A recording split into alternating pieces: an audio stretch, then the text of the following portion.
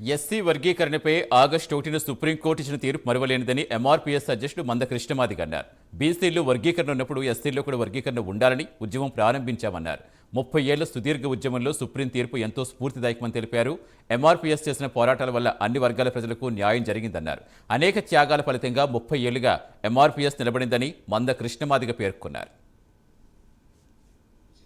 ఓపెన్గా మొదలు వచ్చింది తమ్ముడు వీరహతాలి.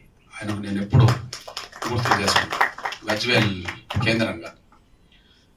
సరే, ఆయన ఒక ప్రజాస్వామికవాదిగా ప్రజా ఉద్యమాలను క్షుణ్ణంగా అధ్యయనం చేస్తూ న్యాయం వైపు నిలబడే ఒక రిపోర్టర్గా, ఇక ప్రజా ఉద్యమాలను అభిమానించే వాళ్ళ పట్ల మనం కూడా సోదరభావాన్ని స్నేహాన్ని కొనసాగిస్తాం కనుక వీరహతల్లితో అప్పటి నుంచి ఇప్పటి వరకు అదే అనుబంధం కొనసాగుతున్నది.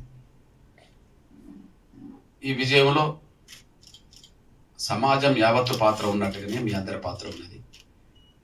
అందరికంటే ముందు ఒక జర్నలిస్ట్గా వర్గీకరణ సమర్థించి ఓపెన్గా ముందుకు వచ్చింది వీరహతాలి. ఈ విజయంలో తమ్ముడు పాత్ర కూడా ఉన్నది, మీ అందరి పాత్ర ఉన్నది. మీ అందరికి ధన్యవాదాలు. బహిరంగంగా ఎస్సీ వర్గీకరణ ఉద్యమాన్ని సమర్థించే కీలకమైన పాత్ర పోషించి